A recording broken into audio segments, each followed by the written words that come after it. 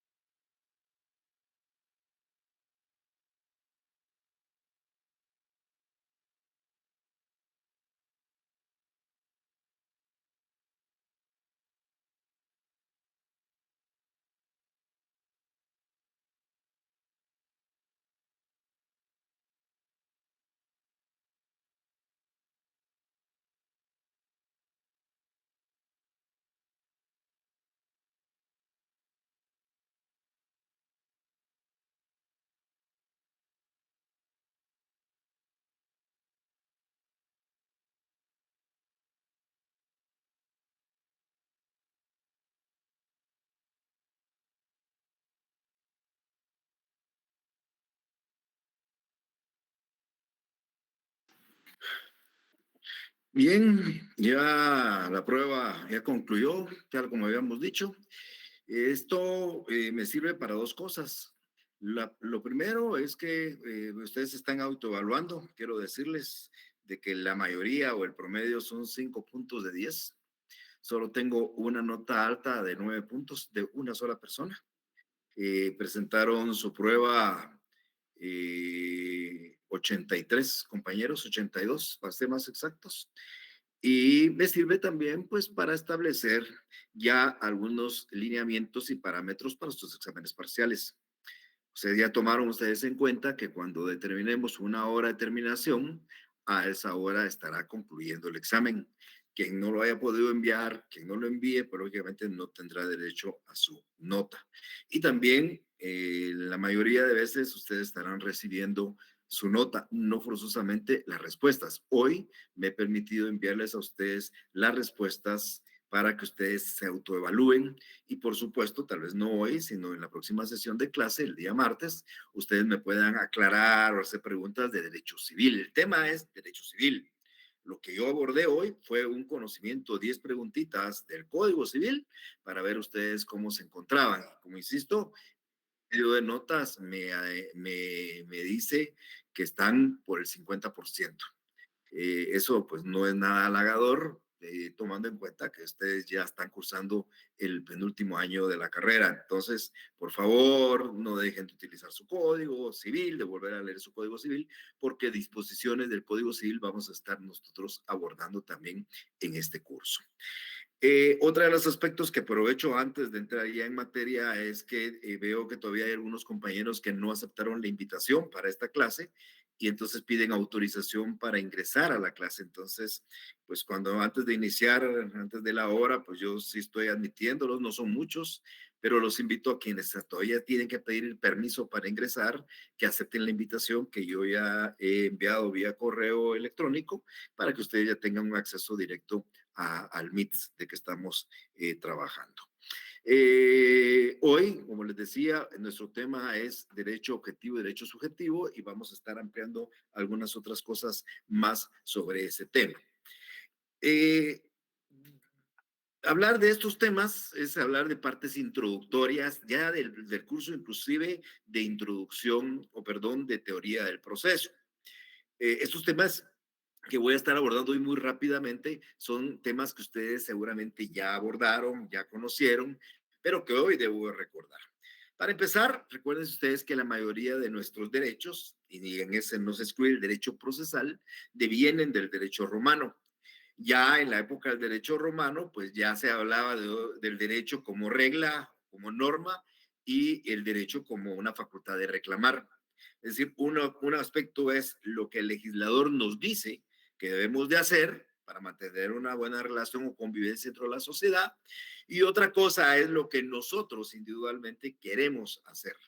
Eh, una cosa es lo que nosotros vamos a conocer como el derecho sustantivo, el derecho objetivo, y por el otro lado, pues nosotros vamos a estar hablando del derecho subjetivo.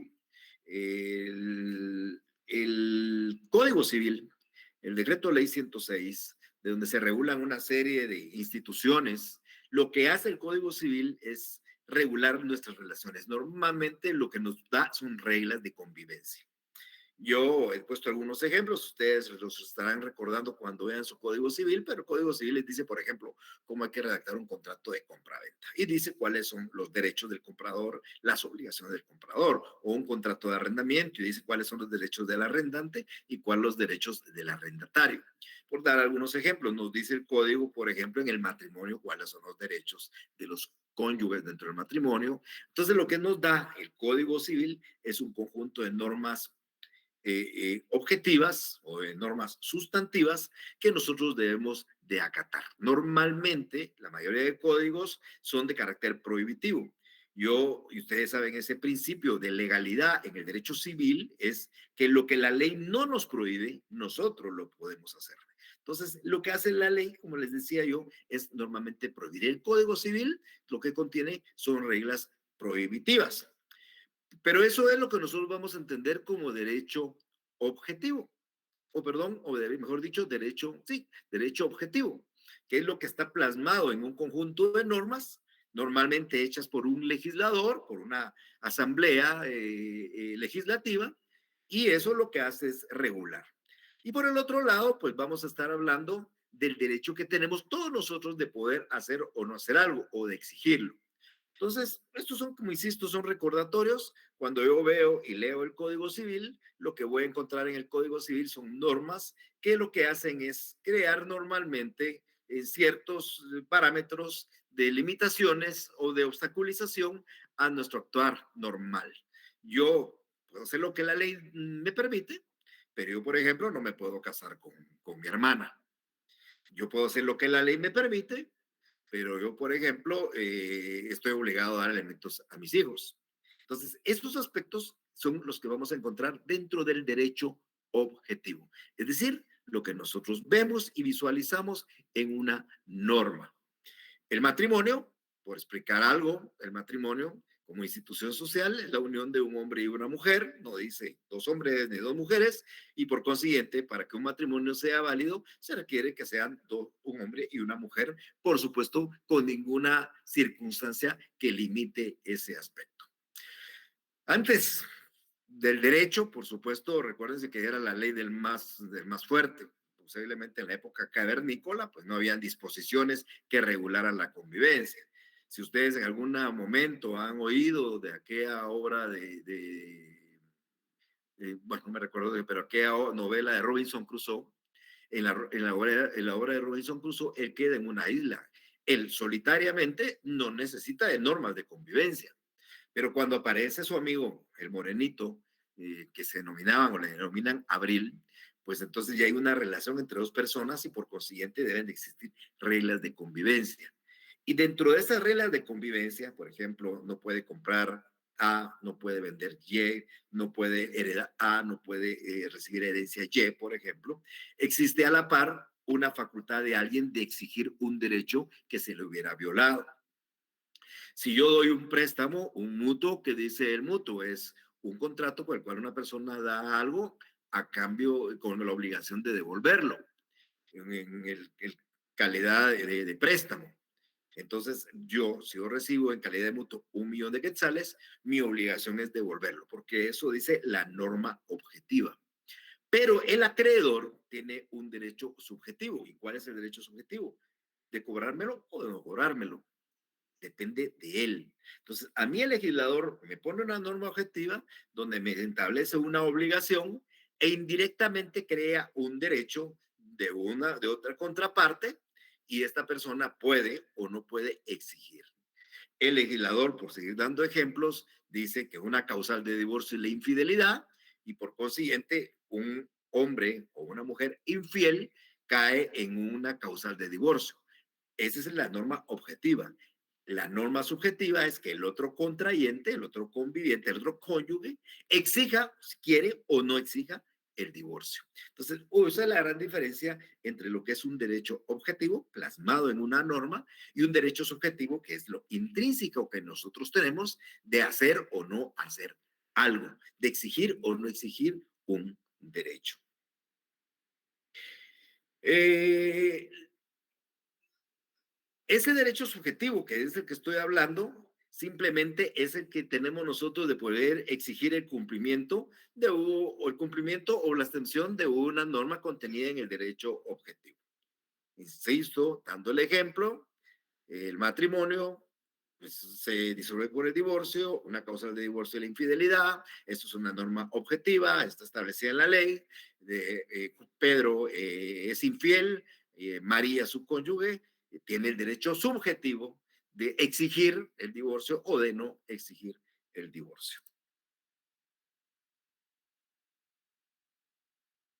En unas palabras más sencillas, pues el derecho objetivo es la ley y el derecho subjetivo es la facultad que tenemos nosotros que emana de esa ley para pedir o no pedir algo. Ahora bien, algo similar sucede en hacer la diferenciación entre el derecho sustantivo y el derecho procesal. El derecho sustantivo es exactamente el mismo derecho objetivo, solo que nosotros acomodamos el derecho objetivo con el derecho subjetivo, norma versus facultad de una persona para hacer o no hacer algo, y ahora el derecho sustantivo, norma, que regula una relación, y el derecho procesal, que tiene otra función. Estoy hablando de estos temas porque estos son los temas que a nosotros nos van a interesar analizar en todo este año. Recuérdense que mi curso es el curso de Derecho Procesal y en este caso muy particular en materia civil. Vamos a analizar cuál es el procedimiento para resolver las controversias cuando se incumple con una disposición sustantiva civil. Entonces, perdón que aquí se me está yendo un poco el...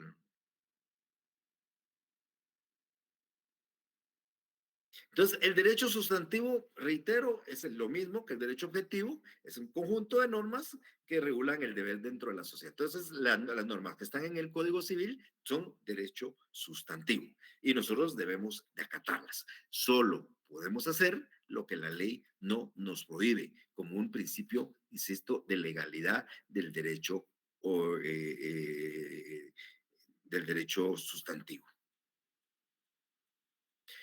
El derecho procesal, que es el tema que nosotros vamos a abordar, lo que nosotros nos van a dar son las normas o procedimientos que vamos a utilizar para resolver un conflicto normalmente ante los órganos jurisdiccionales.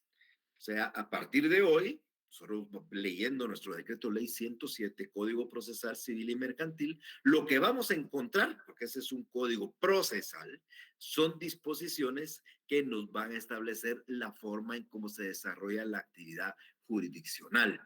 Nos va a establecer cuáles son los mecanismos, los procedimientos, los plazos, las condiciones o los requisitos que nosotros debemos de respetar para llevar a cabo una acción ante un órgano jurisdiccional.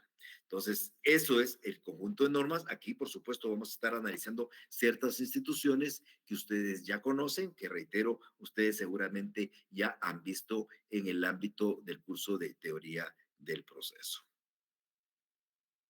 Entonces, vamos a ver cuál es la importancia del derecho procesal civil y mercantil. Insisto, nosotros tenemos un cuerpo de normas que nos dicen cómo debe regirse nuestra relación. Vamos a irnos a un ejemplo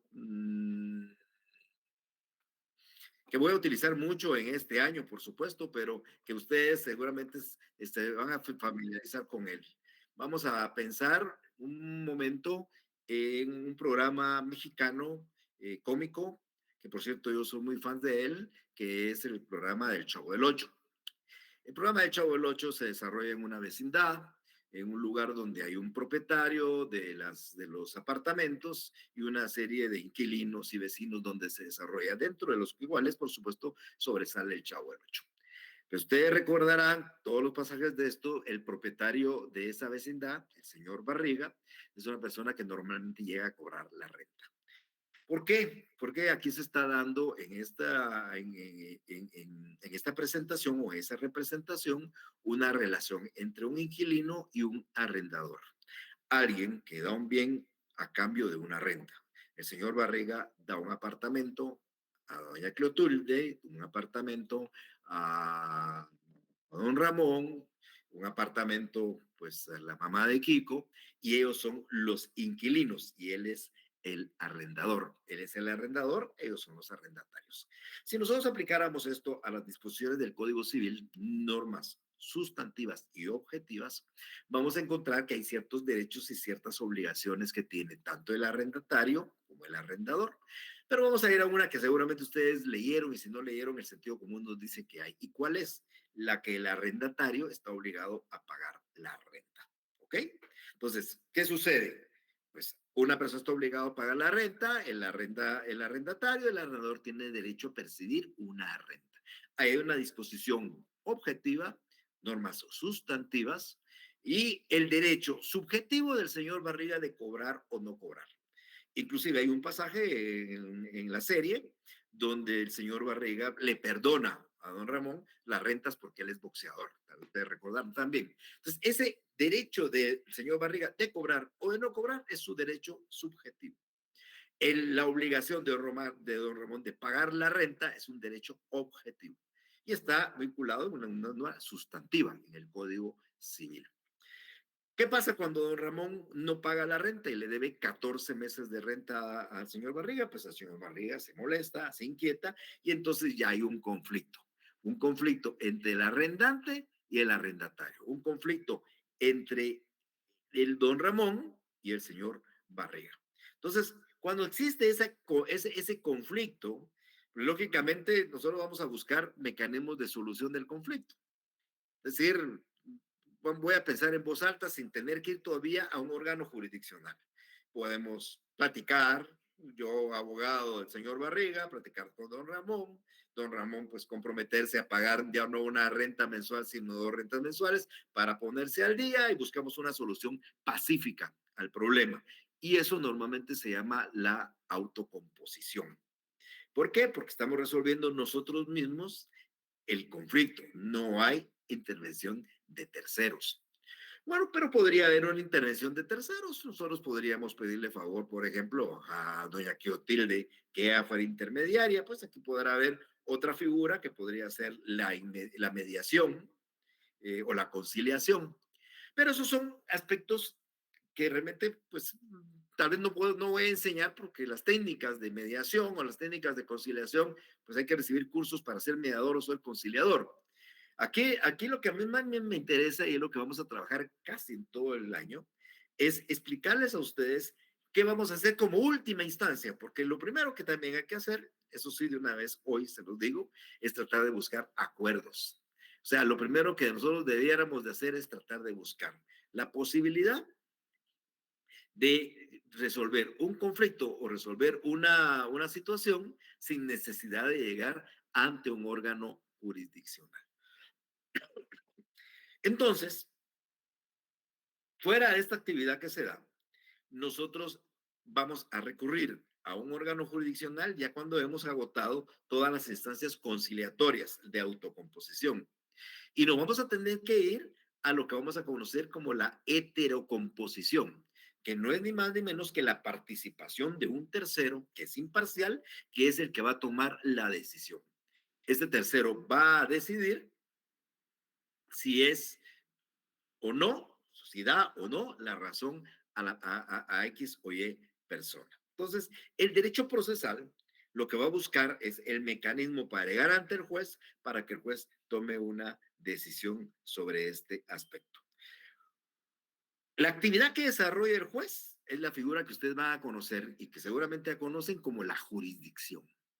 ¿Qué es la jurisdicción? Lo vamos a explicar más adelante. El poder que tiene ciertos órganos del Estado, en este momento el juez, para decidir sobre un asunto con carácter de cosa juzgada. Es la facultad que tiene el órgano del Estado de administrar justicia. Eso es la jurisdicción. Y cuando el señor Barriga llega ante un juez a ejercer una demanda, a plantear una demanda porque no le pagan los 14 meses de renta, pues lo que está haciendo el señor Barriga es ejerciendo su derecho subjetivo. Quiere ir a demandar y va a demandar. Y esa acción de demandar o esa facultad de demandar o esa demanda que presenta es lo que vamos a conocer también en el transcurso de este semestre como el derecho de acción. Entonces, ¿quién acciona? ¿Quién es el ente titular, objetivo, perdón, activo que acciona ante un juez? El demandante, el actor, ejecutante. Aquí he mencionado tres conceptos distintos que al final tienen la misma relación, pero normalmente en el ámbito procesal, la persona que ejerce una demanda, normalmente nosotros le llamamos actor, pero es el demandante. Entonces, el demandante comparece, presenta su demanda y dentro de su demanda afirma que él tiene un derecho que cree que le corresponde y quiere que el juez lo declare. Sucede, señor juez, que yo doy en arrendamiento un apartamento al señor don Ramón y él durante 14 meses no me ha pagado la renta. Quiero que lo condene a pagar 14 meses de renta. Ese derecho que cree del señor Barriga que tiene y que pide que se declare es lo que vamos a conocer en el ámbito procesal en este año también, lo que es la pretensión. Y entonces, como el señor Barriga está afirmando algo, quiero decirles que existe un principio en el ámbito muy antiguo de que quien demanda miente, quien denuncia miente.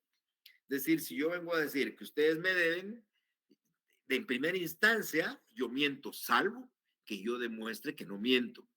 Por eso es que quien debe de probar lo que afirma uno en su demanda es el actor.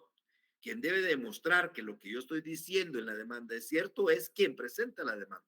Porque si yo presento una demanda, pero no le pruebo al juez que es cierto, entonces voy a ser un mentiroso y él va a declarar sin lugar mi demanda. Entonces, siempre tengan presente ustedes que ustedes presentan una demanda, es obligación de ustedes de probar lo que ustedes afirman dentro del proceso. Eso es importantísimo tenerlo muy presente. Entonces, la carga de la prueba le va a corresponder a quien esté afirmando y en este caso, en primera instancia, al actor. Claro, por su parte, el demandado, el sujeto pasivo, el ejecutado, son también de cierta forma sinónimos, pero representan a las partes, pero en distintos clases de proceso. Este sujeto pasivo demandado tiene derecho a defenderse. Hay un principio constitucional que dice que nadie puede ser condenado si no ha sido citado, oído y vencido en el proceso. Por consiguiente, para que alguien lo condenen, primero hay que citarlo, hay que oírlo y hay que vencerlo. Y una vez han transcurrido eso, se le va a condenar y tendrá que cumplir con la condena. En el ámbito civil, normalmente no es, y eso de una vez que quede claro, no es prisión. Para empezar, recuérdense que también hay una disposición constitucional que dice que no hay prisión por deudas. Por consiguiente, ninguna obligación civil, salvo dos, que oportunamente explicaremos, no son sujetos a la limitación del derecho de libertad.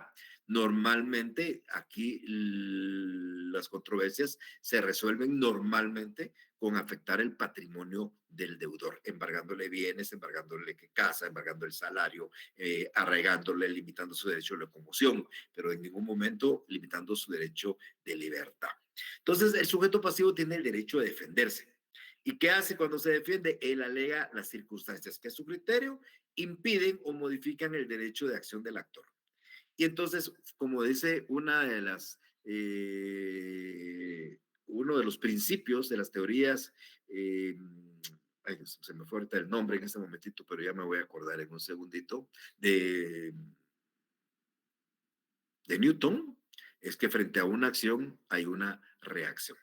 Entonces, frente a la acción del actor, frente a la demanda del señor Barriga, va a haber una reacción del demandado, una reacción de don Ramón. Normalmente, si don Ramón alega ciertas circunstancias modificativas o extintivas, esta reacción de don Ramón se denomina en el ámbito procesal excepción. Van a oír ustedes, vamos a explicar qué son las excepciones, las clases de excepciones, las vamos a enumerar, vamos a explicar cada una de ellas como medios de defensa del demandado frente a la acción del actor. Ustedes, ya les decía, que el único que puede administrar justicia es el juez. ¿Por qué? Pues porque la justicia está monopolizada en el ámbito de la Corte Suprema de Justicia y los tribunales.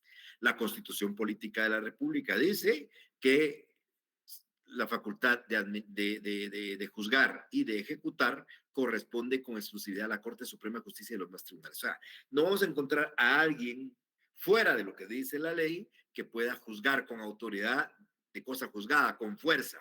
Lo va a hacer un juez. ¿Por qué? Pues porque tiene jurisdicción. Y como tiene jurisdicción, ¿el juez qué hace? El juez primero tiene una facultad para conocer, siempre y cuando sea un juez competente. Aquí vamos a hablar de la competencia con ustedes, vamos a hablar de la jurisdicción, vamos a hablar de que el juez tiene 5 poderes. El primero es que puede conocer, que se llama notio, eso ustedes alguna vez ya lo vieron mencionar, y luego el juez tiene la facultad de convocar a las partes para que comparezcan frente a él, que es el poder del vocatio. Luego el juez también puede decretar medidas coercitivas, puede embargar salarios, puede decretar arraigos, puede ordenar lanzamientos. Esas son medidas coercitivas. El coertio, que también lo vamos a estar explicando todo esto aquí en medidas coercitivas, va a recibir algunas pruebas y dependiendo de las pruebas el juez va a decidir. Ese poder de decisión se llama el judicium. Y por último, cuando no se cumple con lo que el juez decide, pues el juez lo va a tener que ejecutar forzosamente y es lo que conocemos como el executio, la facultad de ejecutar lo juzgado. Todos estos temas, insisto, mis estimadas amigas y amigos, va a ser motivo de análisis en el transcurso de todo este año. No digo solo el semestre, de todo el año. Toda esta serie de actos donde se va ante un juez que tiene jurisdicción, donde se presenta una demanda, donde se emplaza al demandado, donde el demandado tiene tiempo de contestar, de plantear excepciones, de que presentar pruebas, de que el juez decida al final quién tiene la razón, que el medio de impugnación que vamos a plantear frente a esa decisión del juez, la forma de ejecutar la sentencia del juez, todo esto son actos que lo van a desarrollar normalmente las partes y el juez, pero también terceros. Por ejemplo, la declaración testimonial es un acto que desarrolla un tercero, o por ejemplo, el dictamen de los expertos, que es una prueba aportada por terceros, o por explicar algo en el ámbito procesal, la decisión tomada por árbitros en un proceso arbitral, que es una decisión tomada no por un juez, sino por un tercero, que le da ciertas características o ciertas facultades de jurisdicción. Entonces, toda esa serie de actos que corresponden a las partes, que corresponden al juez, que corresponden a los terceros, es lo que vamos a conocer o lo que constituye el proceso civil. Eso es el tema importante de todo este año. Entonces, ¿qué va a ser? ¿Qué entendemos por nosotros por derecho procesal civil? Pues no es ni más ni menos que un conjunto de principios. Aquí voy a hablar de los principios en una próxima sesión, posiblemente ya la semana entrante, unos principios que regulan y que son importantes entender, porque si entendemos los principios, entendemos los cimientos del proceso civil, pero además de principios hay normas jurídicas que regulan cuál es la actividad que desarrolla el Estado, establece cuáles son los procedimientos que vamos a utilizar dependiendo del el derecho que se esté reclamando en casos ya concretos. Entonces, es bien importante que lo tengamos muy presente. No es que yo quiera que ustedes se memoricen un concepto, perdón, una definición de derecho procesal civil, sino simplemente que sepan que ese conjunto de normas contiene principios, disposiciones, que lo que nos van a dar es el camino a través de procedimientos para resolver un conflicto cuando ya hemos agotado la autotutela, buscamos la conciliación, buscamos la mediación, tratamos de llegar a un acuerdo extrajudicial, no se pudo y entonces hemos tenido que recurrir ante el órgano jurisdiccional a buscar que sea él el que decida. Ahora bien, en la sesión del día martes, yo me adelantaba, perdón, de la semana pasada, jueves, yo me adelantaba en hablar un poco de la estructura del Código Procesal Civil y Mercantil. Yo creo que es bien importante, estimadas amigas y amigos, que nosotros conozcamos el código desde el inicio. Desde el día de hoy, yo los invito a que ustedes vean su código. Yo voy a dar una explicación más o menos general de cuál es. Yo les decía en la clase anterior que este código nace en un gobierno de facto. Por eso es un decreto ley y es el 107. Surge de un gobierno de facto que presidía un jefe de Estado, que era el coronel Carlos Enrique Peralta Zurdia, que dicho sea de paso había dado un golpe de Estado a otro presidente de facto que era Miguel Idigo Arazuz. Carlos Enrique Peralta Zurdia pues encomienda realizar un código procesal civil y un código civil, y por eso es cuando las comisiones le presentan a él los proyectos, él aprueba dos decretos leyes. Uno, aprobando el Código Civil, que lleva el número 106, decreto ley 106, y otro, el Código Procesal Civil, que lleva el decreto ley 107. Este código procesal tiene 635 artículos, tiene 6 libros y 3 artículos que tienen disposiciones finales. O sea, en términos generales, nuestro procedimiento civil, que son distintos tipos de procedimientos, nuestro proceso civil está regulado en 635 artículos. Y para tener un orden, pues se lo han dividido por libros. En una sesión anterior yo les preguntaba, pero como les digo, hoy que estoy viendo que el 50% está en el conocimiento de ustedes, cuáles son los libros que integran el Código Civil, eso lo pregunté la semana pasada, una compañera pues sí me dio la respuesta, pues solo se los recuerdo, el Código Civil tiene 5 libros.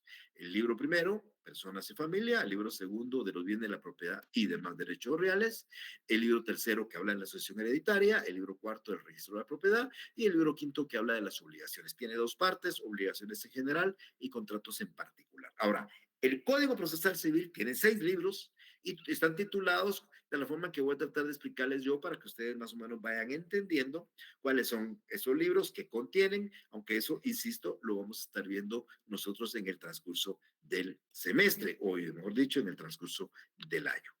El primer libro se denomina Disposiciones Generales.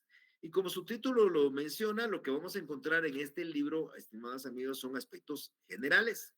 Por ejemplo, en este libro vamos a saber reglas de competencia, qué juez puede conocer a, B, C, D asunto. Aquí vamos a conocer cuáles son las funciones de un juez, cuáles son las funciones del secretario, cuáles son las actividades del notificador, vamos a saber qué clases de notificaciones hay, para dar algunos ejemplos, es decir, es la parte introductoria del proceso. Aquí vamos a tener aspectos muy generales. Por eso, por ejemplo, cuando ustedes quieran saber quién conoce de un hecho de tránsito por responsabilidad civil, o sea, la responsabilidad civil que proviene de un hecho de tránsito que ocurrió en Amatitlán, pues ustedes van a las reglas de competencia y van a encontrar ahí y que conforme a las reglas, quién debería ser, pues, que debe conocer.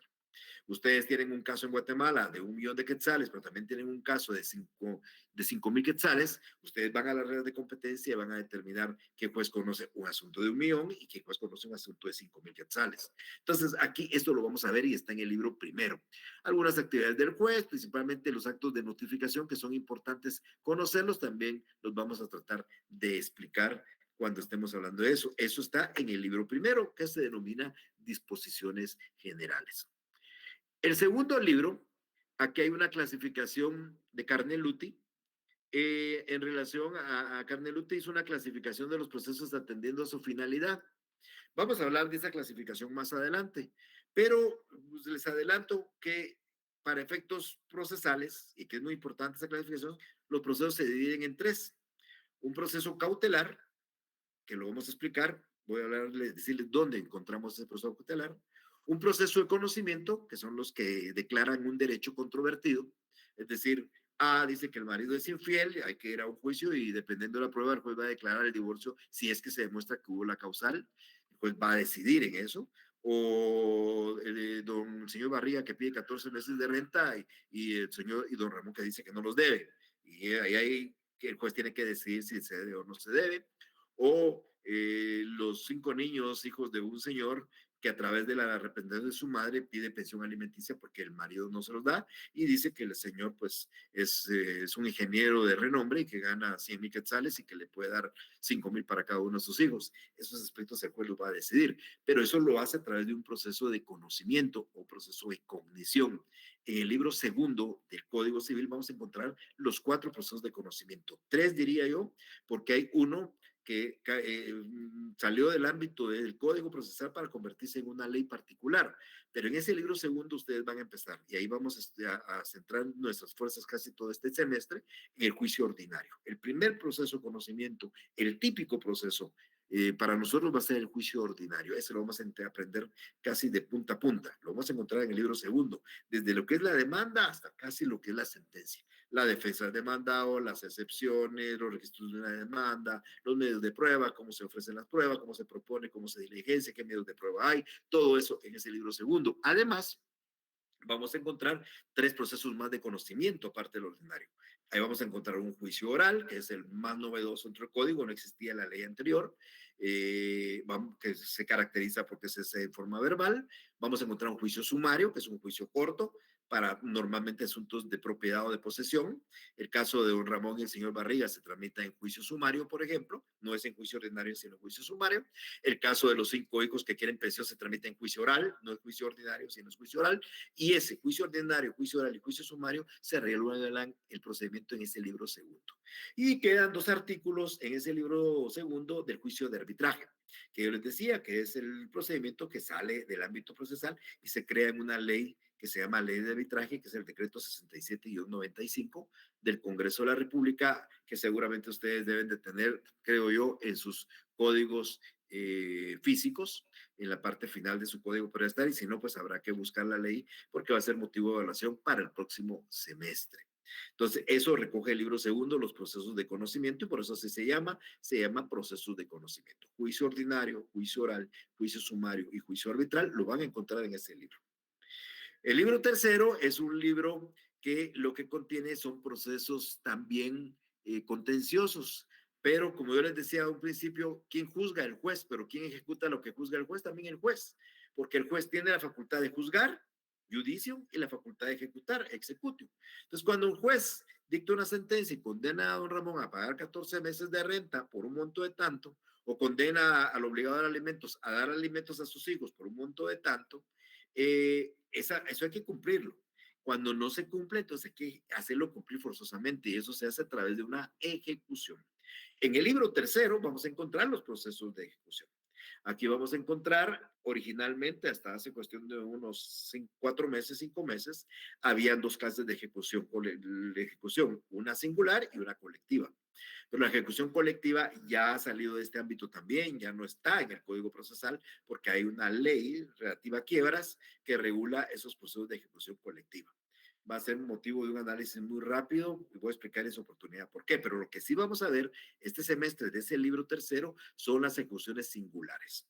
Vamos a hablar ahí, la semana pasada lo expliqué, vamos a hablar de una ejecución vía de premio y de un juicio ejecutivo, cuando la obligación es pagar dinero, y vamos a hablar de ejecuciones especiales de dar, hacer, quebrantamiento de no hacer o de escriturar, cuando la obligación consiste en otra cosa, en una prestación de dar, hacer o no hacer que no es dineraria. Entonces vamos a encontrar esas clases de ejecución, así como las ejecuciones de sentencias nacionales y extranjeras. Todo eso en el libro tercero del Código. Luego vamos a encontrar un libro cuarto. Los dos libros anteriores, el segundo y el tercero, son procesos contenciosos. En los juicios de conocimiento hay un actor y hay un demandado, y en los juicios de ejecución hay un ejecutante y un ejecutado, es decir, siempre hay dos partes, una que reclama, otra en contra de quien se reclama. Eso es en el libro segundo, en juicios de conocimiento, quien reclama se llama actor, a quien se le reclama se le llama demandado, y en el libro tercero, quien exige el cumplimiento de una obligación ya determinada se llama ejecutante, y a quien se le exige esa obligación que ya está establecida se llama ejecutado. Ahora, el libro cuarto, lo que vamos a ver son procesos que no son contenciosos, por consiguiente no hay partes, es tema voluntario. Normalmente la ley nos exige para ciertas cosas recurrir ante un juez y también ante o también ante un notario para que mediante una resolución del juez o del notario, dependiendo, podamos darle validez a un acto eminentemente voluntario. En este libro vamos a encontrar temas como, por ejemplo, cambio de nombre, rectificación de partida, asiento extemporáneo de partida, el divorcio por mutuo consentimiento, y vamos a encontrar temas también como la sucesión hereditaria, testamentaria o intestada, el trámite de estos procesos que no son contenciosos. Este libro se llama Procesos Especiales, es el libro cuarto. Luego vamos a encontrar un libro quinto que se denomina Alternativa Comunes a todos los procesos. Y aquí vamos a encontrar lo que es el proceso cautelar que decía en un principio. Cuando hablaba de la clasificación finalista, hay proceso cautelar de conocimiento y ejecución. El proceso de conocimiento está en el libro segundo, los de ejecución en el libro tercero, y los procesos cautelares están en el libro quinto, y este libro de alternativas comunes a todos los procesos, que se llama así porque se aplica a otros procesos en forma alternativa. O sea, existe la posibilidad de que se apliquen estos disposiciones de este libro a juicios ordinarios, juicios sumarios, juicios ejecutivos, juicios no contenciosos. Por eso se llama alternativas comunes a todos los procesos. Vamos a encontrar normalmente, y lo más importante, decía yo, las providencias cautelares, pero también vamos a hablar, por ejemplo, de modos anormales de dar fin al proceso, como el desistimiento de la caducidad de instancia. Vamos a hablar de las costas, se va a hablar de las consignaciones. Esto es lo que contiene ese libro quinto. Y por último, el libro sexto se denomina de los medios de impugnación. Los medios de impugnación no forzosamente se llaman recursos, porque el recurrir es ir hacia, pero son medios de impugnación que aquí vamos a conocer cuáles pueden ustedes utilizar, por ejemplo, para impugnar una sentencia, para impugnar un auto, para impugnar un decreto, para impugnar una diligencia que no se desarrolló conforme al procedimiento que establece la ley. Por ende, vamos a encontrar aquí casación, vamos a encontrar apelación, vamos a hablar de la nulidad, la aclaración, la ampliación, la revocatoria, la reposición, que son medios de impugnación que vamos a encontrar en ese sexto y último libro. Es decir, el código es importante que lo tratemos de manejar, que tengamos de entender. Lo que yo he dado aquí es un punto muy introductorio. Todo esto, no se vayan a preocupar, lo vamos a estar viendo nosotros constantemente, vamos a estar explicándolo, no solo en este semestre, sino en todo el año, porque es parte de lo que vamos a estar viendo todos los martes y todos los jueves. Pero bien, esto es en términos generales el primer tema de nuestro curso de Derecho Procesal. Yo quiero ahora trasladarles a ustedes los micrófonos o el micrófono para que ustedes me puedan decir si tienen alguna duda o hay alguna inquietud en relación al tema que hemos abordado el día de hoy. No sin antes decirles que esta presentación, pues igual será subida en su oportunidad más tardecito a la página de Facebook que se ha abierto para ustedes, para que ustedes les pueda servir como un repaso. No la grabación de la clase, solo la grabación de la presentación. Así que si tienen alguna duda, estoy para servirles.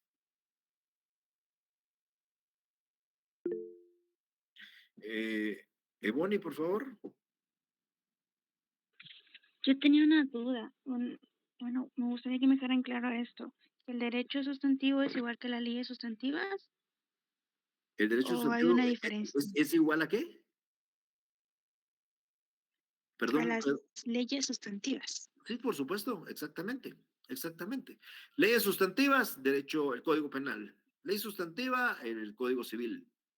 Eh, el Código de Trabajo es interesante porque el Código de Trabajo contiene el Código de Trabajo leyes sustantivas y leyes procesales. Porque recuérdense que no hay un Código Procesal del Trabajo. En el mismo Código Laboral hay normas sustantivas y hay normas procesales, pero el Código Penal que regula quién comete asesinato, robo, hurto, cuáles son los elementos tipificativos de un delito, eso es norma sustantiva. El Código Civil le regula temas de derecho de familia, de derecho a las personas, de los derechos reales, son normas sustantivas, son leyes sustantivas. Así es el hoy. Gracias, licenciado. A usted. Carla, por favor. Buenas tardes, licenciado Mario. Cuando habló del libro segundo, mencionó 3 procesos, cautelar, de conocimiento, ¿y cuál era el otro? Disculpe. De ejecución. Gracias. Aquí vamos a estar viendo todo esto, lo vamos a ver en todo el año. Este primer semestre solo vamos a ver un proceso de conocimiento, que es el juicio ordinario, porque es el prototipo de los procesos. Ahí vamos a encontrar todo. Por ejemplo, si yo quiero proponer una prueba en juicio oral de declaración de parte, o quiero proponer una prueba en juicio sumario de declaración de testigos, o quiero aportar una prueba documental en un juicio ejecutivo, todo esto lo regula el juicio ordinario. Entonces, el juicio ordinario es el prototipo de los procesos. Si yo sé juicio ordinario, sé cómo presentar una demanda de juicio ordinario, sé cómo proponer una prueba en juicio ordinario, de la misma manera se hace para presentar una demanda en juicio oral, en juicio sumario, en juicio ejecutivo. Entonces, esos son los juicios de conocimiento, pero el juicio ordinario es el prototipo. Los juicios para hacer cumplir lo que se decide en un juicio o en un documento extrajudicial, pero que ya está, ahí vamos a hablar de su oportunidad, se llaman juicios de ejecución. Eso está en el libro tercero.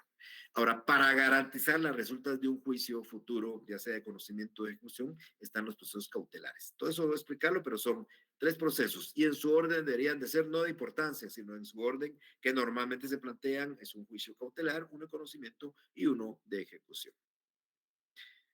¿Alguien más iba a preguntar?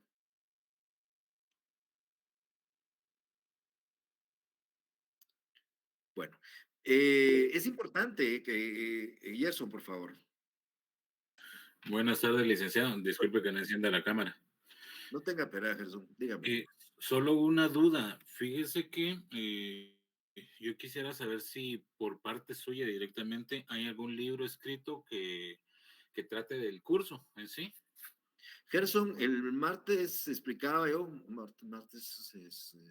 jueves de la semana pasada, explicaba que sí hay un libro mío, pero ese libro está agotado y ya no se ha vuelto a reproducir por una simple razón, lo estoy trabajando y lo he estado ampliando más. En ese juicio, en ese libro se regulan temas de juicio ordinario, algunos temas de juicio oral y de juicio sumario, no de procesos de ejecución, y es un libro que si ustedes lo pueden conseguir, pues les puede servir, pero no hay en venta para que lo sepan, pero si se lo pueden, se lo pueden conseguir prestado o que alguien se los pueda proporcionar para que ustedes puedan pasarle. El libro último, de las últimas ediciones, tienen ciertos laboratorios para que ustedes respondan con algún caso concreto y hago preguntas que sí le puede servir muchísimo si ustedes lo quieren, pero primero, no es obligatorio, no lo pido. Segundo, no hay en este momento de existencia en ninguna librería por lo que acabo de mencionar. Y por ende, si lo pueden conseguir, enhorabuena, pero es el único libro que hay, Gerson. Muchísimas gracias, licenciado. ¿Sí? Buenas tardes, Liz. Sí, Yolanda. Preguntando, ¿usted nos va a estar compartiendo material de estudio? El material de estudio es su Código Procesal Civil. Ese es su material de estudio. Únicamente. Y material de estudio, mis clases cotidianas y material de estudio para repasar las presentaciones que voy a subir a Facebook. Eso sí, a eso me refería. Ustedes tienen enfrente de sus ojos en este momento todo su material de estudio. Solo hay que meterse, les decía yo la semana pasada, a investigar en Google temas como hoy. Ustedes ponen que es jurisdicción en Google, les dice que es jurisdicción. Si yo hablé de excepciones, pongan en Google qué son excepciones, ahí se lo va a decir. O sea, si ustedes quieren aclarar y ampliar un poco mis temas, ustedes lo tienen a un clic. Si ustedes supieran que en la época de nosotros no existía eso, y si yo quería saber algo, pues tenía la biblioteca de la universidad, y eso era cuando ya era universitario. Pero cuando no era universitario, yo recordaba casualmente hace un par de días con unos amigos que si yo quería saber algo de Rubén Darío, el poeta, pues yo tenía que tomar un bus, 45 minutos de mi casa en la biblioteca central, otros 30 minutos en la biblioteca para pedir un libro, buscar el libro y pedirlo, otros 20 minutos para que el bibliotecario me lo diera, hora y media para leer el libro y sacar 3 páginas escritas a mano sobre el tema, y regresar a mi casa y me daba mediodía. Usted lo tiene a un clic. Ahorita que yo termine mi clase, usted pregunta, agarra 5 definiciones de las que hoy hablé y usted en cuestión de 10 minutos tendrá ya un análisis claro sobre eso. Ahí está todo su material. ¿Oye? ¿De acuerdo? Muchas gracias, licenciado. Para servirle. ¿Alguna otra pregunta? Noreki, por favor. Buenas tardes, doctor. ¿Cómo se llama su libro, disculpe? Se llama Fundamentos de Derecho Procesal Civil. Guatemalteco.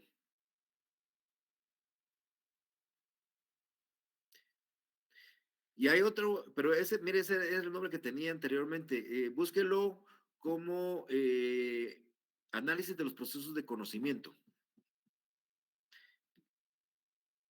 No hay más que un libro, pero ha tenido, ese libro fue hecho en el año 2002, creo yo, 2003, entonces, lógicamente han habido varias reproducciones y varias ediciones, pero cualquiera que le pregunte este libro de Mario Gordillo seguramente se lo podrá prestar si es que lo tiene, ¿verdad? ¿Alguna otra pregunta que tengan Gracias, doctor. para usted, Norelki? Bien, voy a terminar con esto. En la próxima sesión de clases vamos a seguir conforme al programa, vamos a abordar algún otro tema de derecho procesal, no recuerdo en este momento cuál es el que nos corresponde, y vamos a trabajar de la misma manera. En algunos momentos yo voy a tener, hacer algunos laboratorios, yo les he dicho que mi clase está programada a las 2:15, normalmente voy a empezar a las 2:20, por esos 5 minutos. He visto que la invitación que yo trasladé en su oportunidad la aceptaron 60 o 70 de ustedes, pero los demás no la aceptaron y creo que eso impide ingresar inmediatamente a la clase si no necesitan que yo dé autorización y a veces estoy en clases va a ser un poco difícil que las dé. Ya envié esa invitación otra vez, el que quiera la pueda de tomar y evitará tener que estar haciendo la solicitud de acceso. Pero es cuestión de cada uno de ustedes. Los laboratorios todos van a ser voluntarios, nunca voy a hacer un laboratorio obligatorio, es voluntario, el que quiera lo hace, el que no, no. Ustedes ya tienen sus respuestas en sus manos el día martes, si alguien tiene alguna inquietud de ese laboratorio, me puede hacer alguna pregunta, mire, Eli, yo puse tal cosa, y no es, y yo, miren, este curso de Derecho Procesal, pero si es necesidad de repasar Derecho Civil, lo vamos a recordar también, porque de hecho lo vamos a estar recordando. Así que si no hay más inquietudes, nos vemos el martes a la misma hora, de esta misma manera. Así que tengan una feliz tarde.